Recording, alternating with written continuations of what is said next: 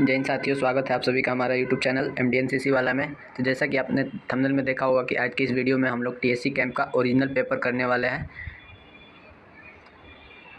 तो जैसा कि आप लोग यहाँ पे देख सकते हैं, ये TSC कैंप का पिछले वर्ष का ओरिजिनल पेपर है जो 11 सितंबर 2022 का पेपर है। तो चलिए शुरू करते हैं, जिसका इवेंट हमारा JDFS है, जो JDFS जजिंग डिस्टेंस और फील्ड सिग्नल का ओरिजिनल पेपर है। तो चलिए आगे क्वेश्चन की ओर बढ़ते हैं हम। तो जैसा कि आप लोग यहाँ पे देख सकते हैं कि यहाँ पे जो हमारा रिटन एग्ज़ाम होता है वो 40 मार्क्स का होता है, जिसमें 1 घंटे का समय दिया जाता है और 40 मार्क्स के साथ साथ यहाँ पे प्रैक्टिकल भी 20 मार्क्स का प्रैक्टिकल भी एग्ज़ाम होता है। टोटल मार्क्स 60 मार्क्स का हमारा एग्ज़ाम होता है। तो चलिए बढ़ते हैं आगे क्वेश्चन की ओर। तो आप लोग यहाँ पर देख सकते हैं कि यहाँ पे फर्स्ट क्वेश्चन ये हमारा है, फिल इन द ब्लैंक्स, खाली जगहों को भरे। पहला क्वेश्चन कहता है इन्फेंट्री का बेसिक टैक्टिस खाली स्थान और खाली स्थान है। तो एक इन्फेंट्री जो होता है उसका बेसिक टैक्टिस क्या क्या होता है? तो इन्फेंट्री का फर्स्ट टैक्टिस होता है फायर करना और दूसरा टैक्टिस होता है मूव करना। तो इन्फेंट्री का basic tactics fire and move होता है। बढ़ते हैं अगले क्वेश्चन की तरफ। अगला क्वेश्चन है हमारा, लक्ष्य को दर्शाते समय आधा बाएं दाएं लगभग खाली स्थान डिग्री होता है। किसी टारगेट को बयान करते समय आधा दाहिने या आधा बाएं कितने डिग्री को इंगित करता है? तो आधा दाहिने और आधा बाएं हमारे 45 डिग्री को बताता है। ठीक है। नेक्स्ट क्वेश्चन है, ब्रैकेटिंग खाली स्थान की विधि है। तो ब्रैकेटिंग आप लोगों को पता है कि ब्रैकेटिंग जो है हमारा एक दूरी मापने की विधि है, तो दूरी का अंदाज लगाने की विधि है। ठीक है। नेक्स्ट क्वेश्चन है, शत्रु का खाली स्थान करके पता लगाया जाता है। मतलब इनेमी को कैसे फाइंड किया जाता है? तो इनेमी का फाइंड करने के लिए उनके हरकत से पता लगाया जाता है। ठीक है। उनका जो मूवमेंट होता है उससे इनेमी का पता लगाया जाता है। ठीक है।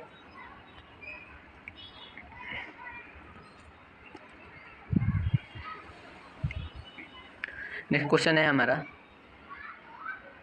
पेट्रोलिंग और खाली स्थान प्रकार के होते हैं। जो पेट्रोलिंग होते हैं वो कौन कौन से प्रकार के होते हैं? यानी यहाँ पे पूछ रहा है पेट्रोलिंग के कौन कौन से प्रकार होते हैं। तो आप लोगों को पता है कि पेट्रोलिंग के 2 प्रकार होते हैं, जिसमें फर्स्ट होता है हमारा रेकी और दूसरा होता है प्रोटेक्टिव। तो रेकी और प्रोटेक्टिव। ठीक है। नेक्स्ट क्वेश्चन है हमारा, खाली स्थान और खाली स्थान सेक्शन फॉर्मेशन को सामने के फायर से अधिक हानि होती है। खाली स्थान और खाली स्थान सेक्शन फॉर्मेशन के फायर से अधिक हानि होती है, ये हमारा क्वेश्चन कर है। इसका मतलब वो कौन सी ऐसी सेक्शन फॉर्मेशन है जिसमें सामने से फायर आने पे बहुत ज़्यादा लॉस होता है हमारा? तो जैसा कि आप लोग को पता होता है कि सिंगल फाइल और फाइल फॉर्मेशन में सामने से फायर आने पर ज़्यादा लॉस होता है। ठीक है, इस चीज़ को ध्यान में रखेंगे। आपका सेम यही क्वेश्चन आएगा। ठीक है, 90% ऐसे ही क्वेश्चन आएंगे, इसके बाहर नहीं आएंगे। ठीक है, मैं आपको यहाँ पे 5-6 मॉडल कराएंगे, 5-6 पेपर। ठीक है, वो भी TSC कैंप का सब ओरिजिनल पेपर रहेगा जो पिछले वर्ष TSC कैंप में हुआ है। नेक्स्ट क्वेश्चन है हमारा, सेक्शन बैटल ड्रिल खाली स्थान हिस्सों में पूरी होती है। जो हमारा सेक्शन बैटल ड्रिल होता है जो आपको TSC कैंप में प्रैक्टिकली कराया होगा, वो कितने हिस्से में पूरे होती है? तो आप लोगों को पता होना चाहिए सेक्शन बैटल ड्रिल जो हमारा होता है वो 4 हिस्से में पूरा होता है। ठीक है। नेक्स्ट क्वेश्चन है, अम्बुश खाली स्थान और खाली स्थान होता है। मतलब यहाँ पे पूछ रहा है अम्बुश कौन कौन से प्रकार के होते हैं, उस चीज़ को यहाँ पे पूछ रहा है। तो अम्बुश को आप लोगों को पता है कि अम्बुश के 2 टाइप होते हैं, एक मौके का अम्बुश, एक तैयारी का अम्बुश। यानी एक जो अचानक अम्बुश होता है और एक तैयारी का भी अम्बुश होता है। मौके के अम्बुश को हम अचानक का भी अम्बुश बोलते हैं। ठीक है, तो बढ़ते हैं आगे। नेक्स्ट क्वेश्चन है हमारा, स्काउट हमेशा खाली स्थान हरकत करते हैं। यानी जो हमारा स्काउट होता है, जो किसी सेक्शन के सबसे आगे जो चलते हैं ना 2 बंदे, वो स्काउट होते हैं। ठीक है, तो स्काउट हमेशा खाली स्थान हरकत करते हैं। मतलब हरकत करते हैं यहाँ तक पर है कैसे चलते हैं, क्या करते हैं, आगे मूव करने के लिए कैसे वो चलते हैं। तो स्काउट हमेशा आप लोगों को याद रखना है, स्काउट हमेशा बाउंड टू बाउंड चलते हैं। ठीक है, जैसा कि आप लोग यहाँ पे देख सकते हैं, यहाँ पे आप लोग को दाएँ बाएँ नहीं लिखना है। ठीक है, ये दाएँ बाएँ नहीं लिखना है आप लोगों को। देखिए मैंने पिछले वर्ष TSC कैंप में यहाँ पे दाएँ बाएँ लिखा था, तो उसको हमारे सर ने गलत करके यहाँ पे बाउंड टू बाउंड लिखा है। तो स्काउट हमेशा बाउंड टू बाउंड चलते हैं, इस चीज़ को आप लोग ध्यान में रखेंगे। ये इंपॉर्टेंट क्वेश्चन है, बहुत बच्चे इसमें फंसते हैं। नेक्स्ट क्वेश्चन है, हाथ के दूरी खाली स्थान से खाली स्थान डिग्री तक को नाप सकती है। तो हाथ से हम लोग कितने से कितने दूरी तक माप सकते हैं। ऐसे तो हम लोग प्रैक्टिकली हम लोग 1 डिग्री से 19 डिग्री तक माप लेते हैं, ठीक है। मैंने यहाँ पे फिल किया था 1 से 19 डिग्री, लेकिन सर ने यहाँ पे कट किया था क्योंकि बुक के अकॉर्डिंग यहाँ पे फिल करना है। जो टीएससी कैंप में कभी भी जाना है तो आपको रेड बुक फॉलो करना है, इस चीज़ को ध्यान रखना है, ठीक है। प्रैक्टिकली हम लोग 1 डिग्री से 19 डिग्री तक तो माप लेते हैं, लेकिन हमारा जो बुक करता है वो बुक से हम लोग 2 डिग्री से 19 डिग्री तक माप लेते हैं। तो यहाँ पे 2 डिग्री से 19 डिग्री तक फिल करना है, ठीक है।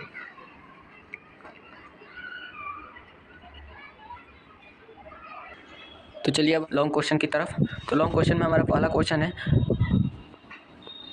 अम्बुज क्या है और इसके कितने पार्टियाँ होती है और इनके नाम लिखे हैं। यानी आपको अम्बुज को यहाँ पे एक्सप्लेन करना है और उनके पार्टियों के नाम लिखना है। जैसे आप लोगों को पता है कि अम्बुज की 2 पार्टियाँ होती है, एक मौके की अम्बुज, एक तैयारी की अम्बुज, ठीक है। वहीं उसके प्रकार को यहाँ पे एक्सप्लेन करना है। यहाँ पे जो पार्टियाँ बोल रहा है ना, वहीं आपका टाइप पूछ रहा है, यानी अम्बुज की कितनी टाइप होती है, ठीक है। तो यहाँ पे आप लोग को फिल करना है फर्स्ट अम्बुज, यहाँ पे लिख के नीचे से अंडरलाइन करना है, उसके बाद यहाँ से लिखना है। इन सारी चीज़ों को ध्यान में रखना है, अंडरलाइन जरूर करना है और साफ साफ बिल्कुल लिखना है कॉपी में, तभी आपका मार्क्स जो है अच्छा गेन होता है, ठीक है। तो आपको लिखना है, किसी चलते फिरते या थोड़े समय के लिए रुके हुए दुश्मन के ऊपर अचानक से हमला करके दुश्मन को बर्बाद करने की क्रिया अम्बुज कहलाती है, ठीक है। इतना हो गया, ये आपका अम्बुज का डिफिनेशन हो गया, ये आपका इतना का आंसर हो गया, ठीक है। अब आगे देखते हैं इसके कितनी प्रकार होती हैं, इनकी कौन कौन से प्रकार होते हैं अम्बुज के।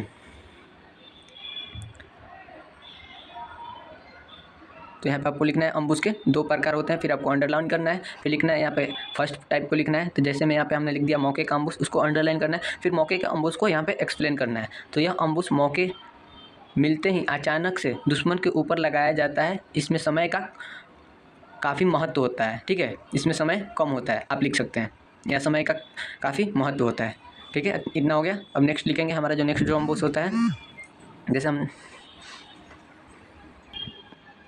फिर आपको यहाँ पे फिल करना है दूसरा तैयारी का अम्बुज, उसको अंडरलाइन करना है, फिर आपको उसका डिफिनेशन यहाँ पे लिखना है। यह अम्बुज किसी खास जगह पर रेकी एवं प्लानिंग करने के बाद लगाई जाती है, जिसमें प्लानिंग का काफ़ी समय रहता है, ठीक है। तैयारी के अम्बुज में हमारा जो पहले उसके लिए प्लानिंग किया जाता है, फिर वहाँ पर पेट्रोलिंग की जाती है, फिर रेकी की जाती है, फिर वहाँ पर अम्बुज लगाया जाता है। इसमें समय हमारे पास काफ़ी ज़्यादा होता है तैयारी का अम्बुज में, ठीक है। इस तरह से आपको पूरा एक्सप्लेन करना है, तभी आपको मार्क्स फुल में फुल मिलेंगे, वरना टीएससी कैंप में पॉइंट मार्क्स का भी बहुत ज़्यादा वैल्यू होता है। पॉइंट मार्क्स से बच्चे टीएससी कैंप से भी बाहर हो जाते हैं लास्ट स्टेज तक जाके, ठीक है। इस चीज़ को आपको ध्यान में रखना है। नेक्स्ट क्वेश्चन है हमारा,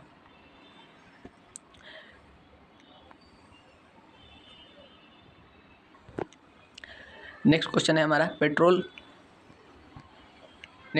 पेट्रोल की परिभाषा लिखे और उसके पार्टियों का विवरण करें, ठीक है। पेट्रोल का यहाँ पे आपको डिफिनेशन लिखना है और पेट्रोल में कौन कौन सी पार्टियाँ होती है उनका नाम लिखना है, फिर उसका दोनों जो पार्टियाँ होती है उनको भी यहाँ पे एक्सप्लेन करना है, तब आपको फुल मार्क्स दिया जाएगा। इस चीज़ को ध्यान में रखना है। तो सबसे पहले आप लोग उसी तरीके से फिर से यहाँ पे पेट्रोल लिखेंगे, नीचे से अंडरलाइन करेंगे, इसको करना बिल्कुल इंपॉर्टेंट समझिए, ठीक है। फिर यहाँ पे पेट्रोल की परिभाषा को यहाँ पे एक्सप्लेन करना है। वह हथियार बंद टोली जो पैदल चलकर या किसी छोटे वाहनों से चलकर किसी क्षेत्र का निगरानी करती है एवं अपने द्वारा प्राप्त सूचनाओं को अपने कमांडर तक पहुंचाती है, उसे पेट्रोल या पेट्रोलिंग कहते हैं, ठीक है। इतना फुल डिफिनेशन लिखना है। बहुत सारे बच्चे क्या करते हैं, इतना डिफिनेशन लिखते हैं, निगरानी करती है, वो समझते हैं हमारा पेट्रोल का डिफिनेशन हो गया। निगरानी करके वो करती क्या है, उसको कमांडर तक पहुंचाना भी तो है, तो वो अपने द्वारा प्राप्त सूचनाओं को कमांडर तक पहुंचाती है, ठीक है। इसको ज़रूर फिल करना है, इंपॉर्टेंट समझे इसको। फिर यहाँ पे लिखनी है, इसके 2 पार्टियाँ होती है, ठीक है। जो पेट्रोल की पार्टियाँ होती है उसको यहाँ पे नीचे लिखना है।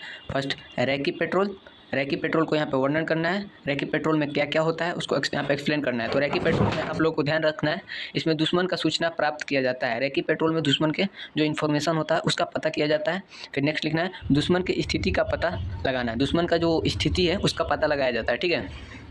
और तीसरा स्टेप में दुश्मन की हरकत एवं उसकी आदतों का पता लगाना होता है, और इन सारी चीज़ों को पता लगा के कमांडर तक पहुंचाना होता है। रैकी पेट्रोल में ये सारी चीज़ें होती है। आपको इस तरीके से ये वाली चीज़ ज़रूर याद रखना है कि आपको पॉइंट बाई पॉइंट लिखना है, क्योंकि जो आपके वहाँ पे जैसे सर कॉपी चेक करते हैं उनके पास इतना टाइम नहीं होता है कि आपके पूरे क्वेश्चन को पढ़ के बताए समझे कि आप कितने मार्क्स का लिखे हैं। आपको पॉइंट बाई पॉइंट एक्सप्लेन करना बहुत ज़रूरी है। फिर आपको यहाँ पे दूसरा लिखना है प्रोटेक्टिव पेट्रोल, उसका फिर यहाँ पे एक्सप्लेन करना है। तो प्रोटेक्टिव पेट्रोल में हमारा क्या होता है, इसमें अपने सूचना को दुश्मन से बचाया जाता है। प्रोटेक्टिव का मतलब ये होता है सेफ करना अपना, ठीक है। तो इसमें अपना सूचना है जो है उसको सेव करते हैं दुश्मन से, ठीक है, उस दुश्मन के से बचाते हैं अपने सूचने को। दूसरा लिखेंगे नो मेंस लैंड पर कब्जा करना, ठीक है। और तीसरा हमारा होता है ज़रूरत पड़ने पर दुश्मन पर हमला करके उसे बर्बाद करना। अगर ज़रूरत पड़ गया कि दुश्मन से अब हमें भिड़ना है तो उससे हमला करके उसको बर्बाद करना होता है हमारा प्रोटेक्टिव पेट्रोल में, ठीक है। तो बढ़ते हैं नेक्स्ट क्वेश्चन की तरफ। तो नेक्स्ट क्वेश्चन है हमारे यहाँ पर, आप लोग देख सकते हैं, स्काउट द्वारा ध्यान में रखने वाली बातें क्या है। आप लोगों को तो स्काउट पता होना चाहिए सबसे फर्स्ट ऑफ ऑल। स्काउट होता क्या है, किसी सेक्शन में चलने वाले 10 जवानों में से जो सबसे आगे 2 जवान चलते हैं उसको स्काउट बोला जाता है, ठीक है। तो स्काउट को कौन कौन सी बातें ध्यान में रखनी होती है। स्काउट जो होता है वो हमारा सेक्शन का रास्ता दिखाने का भी कार्य करता है और इसे सेक्शन का आँख एवं कान भी बोला जाता है। इसको फिल इन ब्लैंक्स में पूछा भी जाता है। तो फिर से वहीं आपको यहाँ पे लिखना है नीचे में, स्काउट द्वारा ध्यान में बातें रखने वाली निम्न है, ठीक है। इसको इस तरह से एक्सप्लेन करना है। उसके बाद फिर से जो वही बात जो बोले हैं आपको पॉइंट बाय पॉइंट एक्सप्लेन करना बहुत ज़रूरी है। तो यहाँ पे फर्स्ट पॉइंट यहाँ पे फिल करना है। तो ध्यान में रखने वाली फर्स्ट पॉइंट ये है, अनावश्यक हरकत ना करें। स्काउट को अनावश्यक हिलडोल नहीं करना है, इधर उधर नहीं करना है। दुश्मन फिर हमारे सेक्शन को देख लेगा ज़्यादा हिलडोल करने से, हरकत करने से, अनावश्यक हरकत करने से, ठीक है।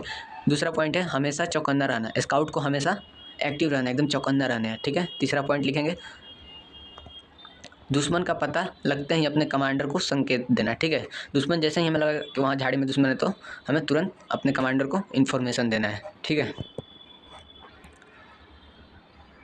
चौथा पॉइंट है अपने आँख एवं कान हमेशा खुला रखना, यानी अपने आँख एवं कान एकदम खुला रखना है, बिल्कुल एकदम जैसे हिरन वगैरह एकदम आँख कान खुले रखते हैं ना, थोड़ी सी हरकत में पूरा चौकन्ना हो जाते हैं, उस तरीके से। पांचवा पॉइंट है दुश्मन से सही पोस्ट या इलाके का पता लगाना। दुश्मन होता है, दुश्मन कहाँ पे छिपता है, कहाँ पे उसका जो मेन पोस्ट है उसका सही पता लगाना, तब तो जाके वहाँ पे अचानक अटैक करेंगे। दुश्मन का पता ही नहीं रहेगा उसका मेन प्लेस, तो आप अटैक कहाँ करेंगे। तो ये हुआ हमारा इसका आंसर, ठीक है। बढ़ते हैं नेक्स्ट क्वेश्चन की तरफ। तो देखिए हमारा अगला क्वेश्चन है, फाइल फॉर्मेशन की डायग्राम बनाएं और उसके खूबियों और कमियों को लिखें। आपको जो है फाइल फॉर्मेशन का डायग्राम बनाना है, ठीक है। जो आपके बुक में बनाया हुआ है डायग्राम उसको एक बार पढ़ लेना है। जितने भी डायग्राम है, single file, double file, diamond, जो भी फाइलें हैं, सारे फाइल का डायग्राम माइंड में सेट रखना है। किसी भी डायग्राम को हर एक टेस्ट में पूछा जाता है, किसी न किसी एक डायग्राम को, ठीक है। तो इसको आपको माइंड में सेट रखना है, कोई भी एक डायग्राम। तो डायग्राम बनाना है और उसके खूबियाँ और कमियाँ को लिखना है, ठीक है, फाइल फॉर्मेशन का। तो सबसे पहले यहाँ पे हम फाइल फॉर्मेशन लिखेंगे, फिर उसके बारे में लिखेंगे। तो इसके निम्नलिखित खामियाँ और खूबियाँ है, इस तरीके से लिखना है। फर्स्ट पॉइंट में लिखना है यहाँ पे पॉइंट डाल के, यह फॉर्मेशन सड़कों एवं नालों के किनारे चलने के लिए उपयोग होता है, फाइल फॉर्मेशन, ठीक है। इस फॉर्मेशन में कंट्रोल अच्छा होता है। हमारा जो फाइल फॉर्मेशन होता है उसमें कंट्रोल अच्छा होता है। कंट्रोल का मीन्स डेट मतलब जो हमारे जो कमांडर होते हैं बीच में, सेक्शन कमांडर, वो जो हमें सूचना देते हैं वो सारे जवानों को क्लियर स्पष्ट सुनाई दे देता है। फाइल फॉर्मेशन में सब कंट्रोल हो जाते हैं, ठीक है। कमांडर में ज़्यादा उस समय कंट्रोलिंग अच्छा कर पाता है कमांडर फाइल फॉर्मेशन में, ठीक है। नेक्स्ट पॉइंट लिखना है 3 नंबर, इस फॉर्मेशन में गति अच्छी होती है। फाइल फॉर्मेशन में जो हमारा स्पीड होता है चलने का वो अच्छा होता है, ठीक है। 4th नंबर में लिखना है, इस फॉर्मेशन में सामने से फायर आने पे अधिक नुकसान होता है, ठीक है। यहाँ पे कमियाँ एवं खूबियाँ दोनों लिखना था, तो ये हमारा कमियाँ हो गया फाइल फॉर्मेशन का, ठीक है। तो इसमें हमारा क्या होता है, फाइल फॉर्मेशन में हमारे लॉस क्या होता है कि सामने से अगर दुश्मन फायर करता है तो हमारे ज़्यादा जवान डैमेज हो सकते हैं, ठीक है। इस फॉर्मेशन में गहराई कम होता है, ठीक है। इस फॉर्मेशन में जो होता है गहराई कम होता है हमारा। इतने पॉइंट लिखने हैं, आपको मार्क्स मिलेंगे। फिर आपको यहाँ पे देखिए, ध्यान से देखिए, आपको डायग्राम भी बनाना था। देखिए फाइल फॉर्मेशन का और इसकी खामियाँ खूबियाँ लिखे, कहाँ पर गया डायग्राम, हाँ, फाइल फॉर्मेशन की डायग्राम बनाए। देखिए यहाँ पे डायग्राम है ना, तो आपको फाइल फॉर्मेशन का डायग्राम भी बनाना है, जो मैंने दूसरे पेज पे बनाया था। इसके पीछे वाले पेज पे मैंने पलट के बनाया था। यहाँ पे नीचे में स्पेस नहीं होने के कारण मैंने दूसरे पेज पे इसका डायग्राम बनाया था, ठीक है, पीछे एक्स्ट्रा पेज लेके। फिर भी यहाँ पे 4.5 मार्क्स मिले हैं, ठीक है। आप लोग यहाँ पे देख सकते हैं 5 मार्क्स का प्रश्न था। डायग्राम भी मैंने दूसरे पेज पे बनाया था, क्योंकि नीचे में यहाँ पे देख सकते हैं दूसरा क्वेश्चन था तो स्पेस यहाँ पे नहीं था, तो एक्स्ट्रा पेज लेके मैंने वहाँ पे बनाया था। नेक्स्ट क्वेश्चन है हमारा, बैटल प्रोसीजर और बैटल ड्रिल में अंतर लिखिए। ये बहुत इंपॉर्टेंट क्वेश्चन है और बहुत सारे कैडेट इसमें फंसते हैं, तो आपको ध्यान से पढ़ना है, इसको ध्यान से नोट करना है, ठीक है। और जितना मैं बता रहा हूँ इससे ज़्यादा टीएससी कैंप में नहीं पूछा जाएगा। जितना भी मॉडल कराऊंगा, अगर आप उतने मॉडल ध्यान से पढ़ लेते हैं तो फिर फ्री रहिए, बस उसी को रिवीजन कीजिए, ठीक है। तो बैटल प्रोसीजर और बैटल ड्रिल में यहाँ पे अंतर लिखना है, और जो लिखने का टैक्टिक्स बता रहा हूँ किस तरीके से लिखना है उसको ज़रूर माइंड में सेट रखना है। तो देखिए यहाँ पे है बैटल प्रोसीजर। यहाँ पे सबसे पहले यहाँ पे बैटल प्रोसीजर लिखेंगे, उसको अंडरलाइन करेंगे, उसको एक्सप्लेन करेंगे। किसी सेक्शन या यूनिट को वार्निंग ऑर्डर मिलने से लेकर डिफेंस तक किए जाने वाली कार्रवाई बैटल प्रोसीजर कहलाती है। इसके अंतर्गत निम्नलिखित कार्रवाई की जाती है। बैटल प्रोसीजर का ये हमारा डिफिनेशन हुआ, ठीक है। मतलब किसी सेक्शन या यूनिट को जब कोई कमांडर आदेश देता है, वार्निंग ऑर्डर देता है, उससे लेके खुद को डिफेंस करने तक की कार्रवाई को बैटल प्रोसीजर कहते हैं। डिफेंस करने तक की कार्रवाई जो होता है उसमें कौन कौन से कार्रवाई की जाती है डिफेंस करने का, तो उसको यहाँ पे भी एक्सप्लेन करना है। जैसा कि हमने आप लोगों को देखा होगा, यहाँ पे लिखा है जैसे में फर्स्ट जवानों को शारीरिक एवं मानसिक रूप से युद्ध के लिए तैयार करना। आपको वार्निंग ऑर्डर मिल गया, कमांडर ने दे दिया कि यहाँ पे युद्ध के लिए जाना है, तो बैटल प्रोसीजर में उस चीज़ को प्रोसीज करना है, क्या क्या तैयारियाँ करना है। सबसे पहले अपने जवानों को शारीरिक एवं मानसिक रूप से युद्ध के लिए तैयार करना है, ठीक है। अपने जवानों का जो उसका मानसिक स्थिति चेक करना है, शारीरिक स्थिति, फिटनेस वगैरह चेक करना है, तब तो वो युद्ध पे जाएगा। हथियार की जांच करनी है, ठीक है। उसके बाद आपको हथियार का भी जांच करना है, कौन सा हथियार हमारा सही है, कौन खराब है, उसको अलग रखेंगे, तब उसको फिर लेके जाएंगे। अपने जवानों का मनोबल बढ़ाना, फिर अपने जवानों को मोटिवेट भी तो करना है, तब तो वो एनर्जेटिक रहेंगे। ये हमारा हुआ बैटल प्रोसीजर का, ठीक है। तो देखिए वहाँ पे हमने बैटल प्रोसीजर कर लिया। अब यहाँ पे बैटल ड्रिल को अंडरलाइन करना है, फिर बैटल ड्रिल को यहाँ पे एक्सप्लेन करना है। इस प्रक्रिया के अंतर्गत सेक्शन या यूनिट के प्रत्येक जवान को उनके अपने कार्य की प्रकृति बताई जाती है। युद्ध के समय गतिशीलता बढ़ाने के लिए उसे 4 भागों में बांटा गया है। यानी जो बैटल ड्रिल जो हमारा होता है उसमें प्रत्येक जवानों को बताया जाता है कि कौन से जवान को क्या अपना वर्क है, कौन से जवान को कौन सा वर्क मिलता है उसको बताया जाता है, ठीक है। जैसे हमारे कैंप में फालिंग वगैरह करके बताया जाता है ना, इस सीनियर का ये वर्क है वो, और सारे सीनियरों को अपने अपने वर्क को बांटा जाता है। उसी तरह से बैटल ड्रिल में बताया जाता है, सारे जवानों को अपना कार्य बताया जाता है, ठीक है। और इसको 4 भागों में बांटा गया है बैटल ड्रिल को, जिसमें फर्स्ट भाग है रैकी, ठीक है। इसमें रैकी करने के लिए कुछ जवानों को बांटा जाएगा कि ये जवान जाके रैकी करेंगे, फिर ऑर्डर, फिर फाइटिंग और ट्रांसपोर्ट ग्रुप, 4 ग्रुप बनाई जाती है। 4 भागों में बांटा गया है बैटल ड्रिल को, ठीक है।